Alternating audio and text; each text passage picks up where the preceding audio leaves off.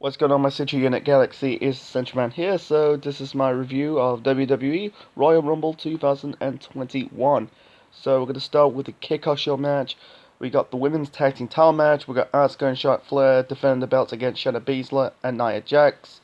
I kind of called this on my predictions video for the show. I said that Nia and Shayna are going to regain the tag team titles, and Ric Flair and Lacey Evans interfered, and I was right on the money. Before that, you had Asuka did like a sunflip powerbomb on Nia off the middle top rope.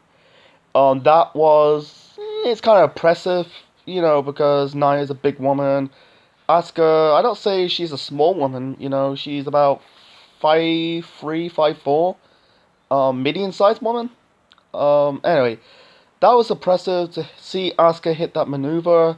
Charlotte hit like a double national secession onto Shayna and Nia. In the end, I think Charlotte Flair trying to lock Shayna Baszler into the figure 4 or the figure 8 leg lock. Lacey hit Charlotte, nailed her with I think it's called the women's rights. That was basically a punch. And I think it was Nia pinned Charlotte to win this match. And they become a two-time women's tag team champions, her and Shayna Baszler. It's just furthering up the rivalry between Lacey Evans and Charlotte Flair. So the first match of the main show, we got Drew McIntyre defending the WWE Championship against Goldberg. It was okay because they play to Goldberg's strengths, because Goldberg only works with short matches instead of long matches. If you watch Goldberg's first run with the company, they put him in these slow, sports entertainment, longer storytelling matches. He didn't thrive. And years later, they kind of make up the mistakes. How Goldberg was successful in WCW, put him in squash matches. Anyway, so before the start of the match, you had this brawl between Goldberg and Drew McIntyre. You had Goldberg spit Drew through the barricade. Goldberg kicked out of the Claymore kick. Drew kicked out of 2 spears and a jackhammer. In the end, Drew hit another Claymore kick onto Goldberg to win this match and retain the WWE Championship. It makes sense. I don't want to see Goldberg winning the title. I think it's the only title that Goldberg never won in WWE. He was a 2-time Universal Champion, former World Heavyweight Champion. In the end, Goldberg basically showed Drew some respect, shook his hands, and that was it. And then we got Sasha Banks defending the SmackDown Women's Championship against Carmella. This is a rematch from TLC. A decent match. You had Reginald. Yeah, he played a part in this match. I didn't remember his name because at the TLC match, the previous month between Sasha and Carmella, it was some I call it some black dude. Anyway, I find out, yeah, his name is Reginald. He's kind of funny. Carmella's character is kind of like, she's kind of, he had some funny moments. Like, you had, basically you had Carmella doing the bow towards Reginald. You had Reginald cast Sasha Banks, and Sasha kind of like head scissor Reginald, and then basically Reginald, I'll call him Reggie. Reggie got himself kicked out of the match. It was a lot of near falls for Carmella, like because I think she hit like 2 double kicks onto Sasha, but Sasha kicked out. She lost Sasha Banks in the Cult of Silence. I'm guessing like Sasha got out of the hold. In the end, Sasha locks in the Banks statement on Carmella. She tapped out, and Banks retained the SmackDown Women's Championship. It was a right call. I don't know who's the next challenger, but I could see Sasha Banks dropping the title at WrestleMania 37 in Tampa. And then we got you had this performance by Bad Bunny. You had Booker T wearing like army gear. I think it's just a throwback when he was G.I. Bro in WCW. Anyway, and then we got the women's Royal Rumble match. It was a fun Rumble match. This is the fourth year when WWE decided to do the women's Royal Rumble match, and so far 4 matches never was a letdown. It was always good. There's one story in the early stages of the match. You had Billie Kay, basically trying to give like wrestlers who's entering the match her headshots of herself. Basically, in all headshots, autograph signings or what. Basically, you had some NXT stars got involved. You had Tony Storm was in this match. Rhea Ripley, Satana Jarrett, formerly known as Brittany in TNA, right now Impact Wrestling. Dakota Kai, yes, yeah, Billie Kay, just basically trying to give wrestlers her headshots, and they kind of like blanked her or threatened her. Like when Shotzi entered the Royal Rumble match, she arrived with the tank. That Shotzi Blackheart character she's kind of like growing on me. Every time she enter a ring with a tank or any type of vehicle, she's kind of like getting over. She kind of gave trying to shot like a fake cannon missile at Billie Kay, and then when Shayna Baszler into this match, she kind of throttled Billie Kay, like push her into the barricade, and then you got like Tony Storm kind of blanked her, and then you got some legends entering this match. You had Victoria returning. I think it was the first time in a decade. It's been I think since 2008 before she gone to TNA. She entered this match. She had the spider logo on her outfit. It'd be really good to have Poison, with her. It's a throwback with her character in TNA. Unfortunately, no Poison. And then we got Jillian Hall.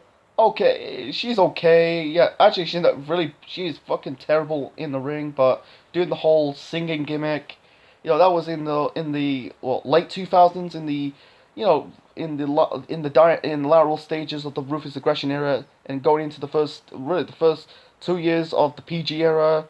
She kind of signed Billie Kay her autograph, and that she entered the ring. They did like a double team.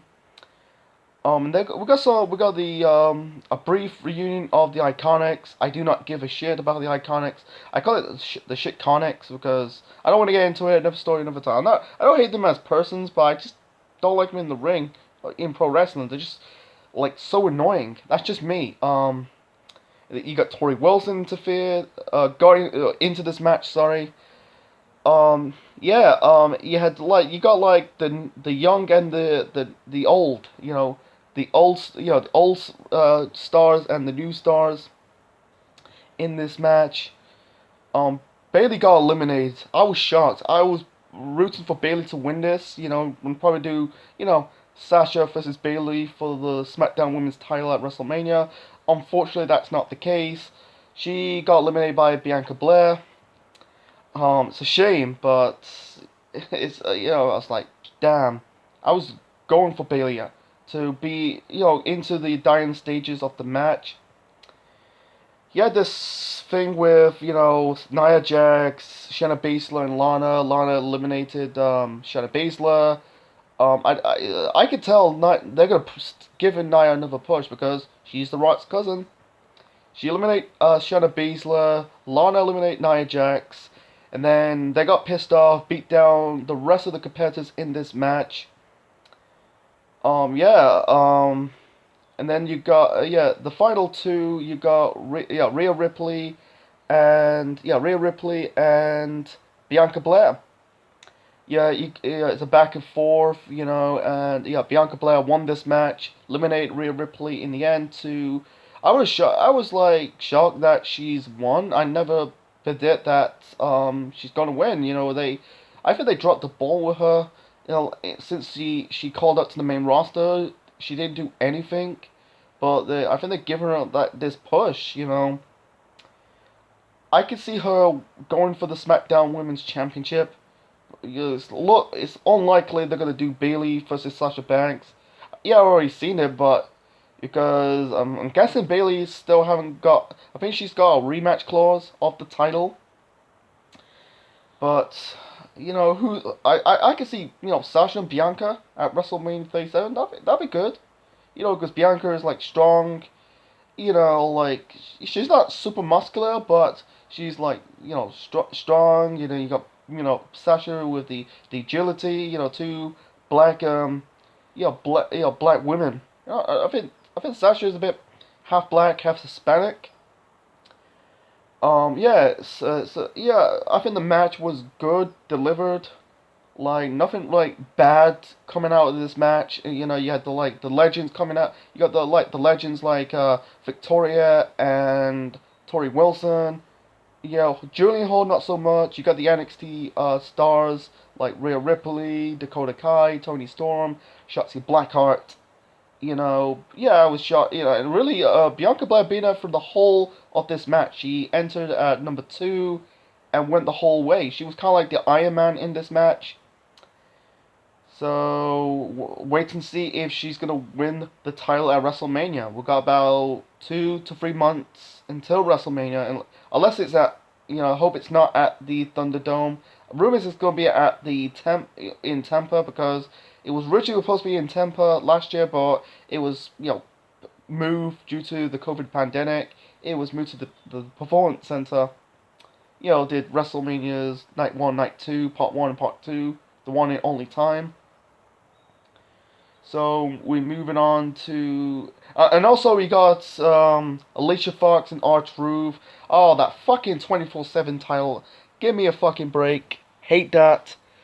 You had basically Alicia Fox pin R-Truth in the ring, and she became the second, third women to win the 24/7 belt, and then R-Truth regained the title back. And then, really moments after, really later on in the show, you had Peter Rosenberg beating R-Truth for the title. I hate that fucking title. That title is just a mockery of the hardcore belt. So, moving on to match number 4. Yeah, match number 4. Yeah, match number 4, we got Roman Reigns, the Tribal Chief, defending the Universal Championship against Kevin Owens. This is the third match they had in this rivalry, and this is a last man standing match. This was good, man. This was, like, they told a good physical story between both Reigns and Owens. Or, like, yeah, the Kevin Owens hit, like, the pop-up powerbomb on 2 separate occasions. It's very rare that Kevin Owens, you know, it's been years since he hit the pop-up powerbomb. Now he's just hitting, like, the stunners. I think it's like, I don't know. I think Austin gave Owens the stunner, because I think every wrestler in WWE is now doing power bombs. Reigns kind of like used spears. I think he speared him in the outside of the ring. They were fighting near like into the around the Thunderdome. You had Owens went through the table.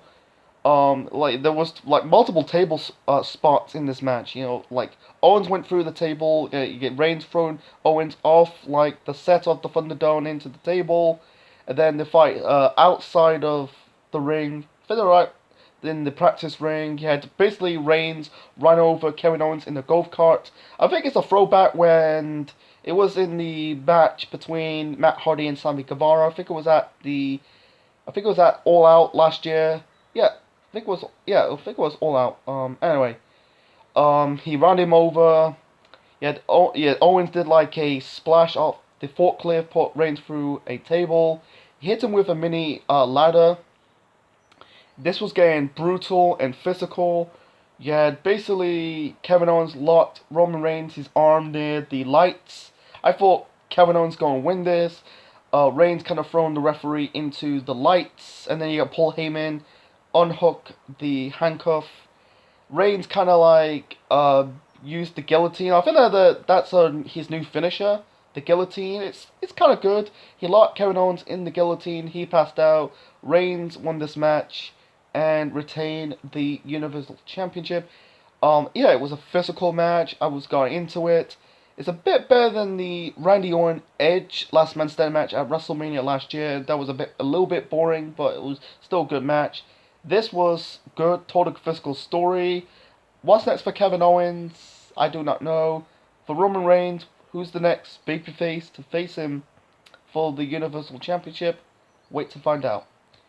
So moving on to the main event, we got the men's Royal Rumble match. The first two guys started was Edge and Randy Orton because they've been feuding in 2020. And it's really funny that Edge made his return last year at the Royal Rumble, and in this Royal Rumble he started this Royal Rumble match. You had the heels beating down Edge from the beginning. You had like Sami Zayn and Ali beating down Edge. Edge got his comeback after Hardy entered number 5, beating down like Ali and Sami Zayn.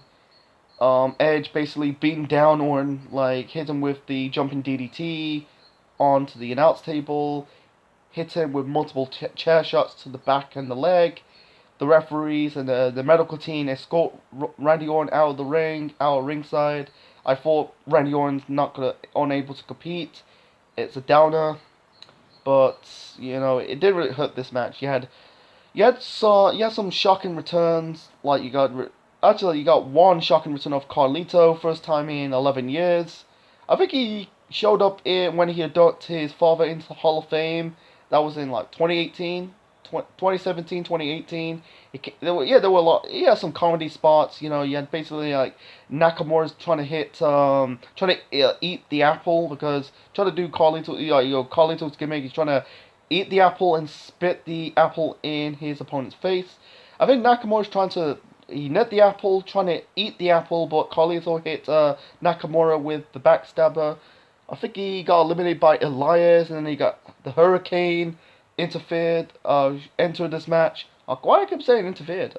Anyway, he's trying to do like a double chokeslam onto Lashley and Biggie Langston, but he got eliminated. You got Omos interfered. Basically eliminated Biggie Langston. Langston trying to go after Omos, but Omos I think he thrown him into the announce table. I don't want to see Omos in the ring because he's going to end up like another Great Khali or El Gigante. They're big for their size, but they're just like walking, just walls. They just barely can move. Anyway, we got a really reunite of former tag teams like Team Hell No because Kane interfered, really into this match. God, I can't stop saying interfered. He entered this match. Reason why, because nearly 20 years since the 2001 Royal Rumble match, he was the MVP, eliminated 11 competitors in a single Royal Rumble match.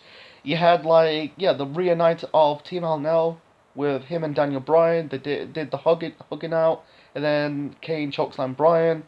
Then we got the reunite of Edge and Christian because Christian made his return, with his ring gear. Yeah, that was good, because Edge and Christian, I could see them being in the Hall of Fame as a tag team. Because, one of the best tag teams in pro wrestling history and one of the best tag teams in the Attitude Era. We got a brief reunite of the Bar. Sheamus and Cesaro did the Bar, we set the bar, we are the bar, and then Cesaro hit Sheamus with the swing. We got the return of Seth Rollins. Yeah, you got some of the shock of Seth Rollins, because Seth Rollins, he got himself eliminated in the Survivor Series match in November. It's a way to write him off because preparing for the birth of his child. She didn't know Becky Lynch, but we can see Becky returning later on in 2021. Rollins, he was in the Final Four. He eliminated Riddle. He eliminated because he did the curb stomp off the ring apron. He eliminated Bryan. At least Bryan is in the final 6. I think it's Bryan's first Rumble match appearance since 2015 because he missed. He didn't show up in 2018. He missed 2016, 17, 18 because 2018 he came back in the ring. 2019 he fought AJ Styles for the WWE Championship. He fought The Fiend last year for the Universal Championship in the whip match. So yeah, at least he was the final 6. Not the last time he entered number 15. And he got eliminated by Bray Wyatt.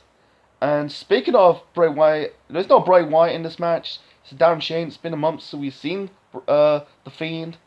Alexa showed up in the Women's Rumble match. I think he's trying to do the Metamorphosis, but she got eliminated by Rhea Ripley. Bit of a side note. I should have talk about it in that part I review. Talk about the women's Royal Rumble match. Anyway, back to the men's Rumble match. Yeah, the final four are Braun Strowman, Seth Rollins, Edge, and Christian. I think Rollins eliminated Strowman and Christian. He said to Braun, "It's like we are the future, they're not." Yeah, Edge eliminated Rollins, and then he fought. Edge won, but instead Orton came out of nowhere. Hit him with the RKO. He's trying to eliminate Edge out of the ring. Edge eliminate Orton out of the ring to win this match and become a two-time Royal Rumble match winner. First time since 2010. I think his 2010 victory is way better than his match in 2021 because it was a surprise. I think the 2010 one was more of a surprise because he, came back from injury, because he injured his Achilles tendon. He came back from his tricep injury. Edge winning it, a bit of a mixed bag. I'm getting sick of like previous winners winning this match. Cena in 2013, Batista in 2014, Triple H in 2016, and Orton in 2017. I'm getting sick of it, but it broke the streak of new winners. But I think they're giving Edge one more run because he never lost the world title in 2011 because he retired due to neck injury. To seeing Edge and Christian back in the ring because their careers kind of ended in a most anticlimactic way. Edge with the neck injury, Christian with concussion because he was trying to compete in the first Andre the Giant Battle Royal at WrestleMania 30 in 2014, but he was pulled out due to concussion. You never seen Christian in the ring ever again. He came back, fought against Randy Orton in a match. I think because he was doing kind of, it's been 15 years since the Legend Killer gimmick. Sorry, I kind of stumbled, but I don't see Christian have one more run. He might have one more run. Who knows? Never say never. But yeah, it's congrats for Edge for winning the Rumble match. I could see him win it. I could see Drew versus Edge for the WWE Championship. I don't see him fit. No, I want to see Edge versus Reigns for the Universal title because they need baby faces. I say it's gonna be. I will predict that it's gonna be Reigns versus Bryan for the Universal title at Mania. Never say never, but So yeah, let's get to my final thoughts of this show. My final rating for Royal Rumble 2021, I'm gonna give it a solid 9. This was a good show. No bads on the show. The only okay on the show is basically basically just the Oprah in the main show between Drew versus Goldberg. Besides that, the SmackDown Women's Title match, the 2 Rumble matches, and the Last Man Standing match between Reigns and Owens, it deliver. But Bad Bunny got involved in the men's Rumble match because Miz kind of smashed the DJ set. It did. I don't put it like okay, good, and bad. It didn't do nothing for me. I'm not talking about the 24/7 belt. I don't really give a shit about it. But yeah, it was a good start for WWE in 2021. Royal Rumble lift up the hype, so planting the seeds for what's gonna happen at WrestleMania 37. So yeah, we got you got Blair and Edge winning Rumble matches because they are the Iron Man of this Rumble match because they're from the very beginning and won it from the end. So yeah, I hope you enjoy my review of Royal Rumble 2021. Leave the thoughts in the comment section below, smash the like button, and subscribe to the Ascension Man Network on YouTube. And this is Ascension Man officially signing out. Yeah, that's my review of Royal Rumble 2021. A thumbs up show.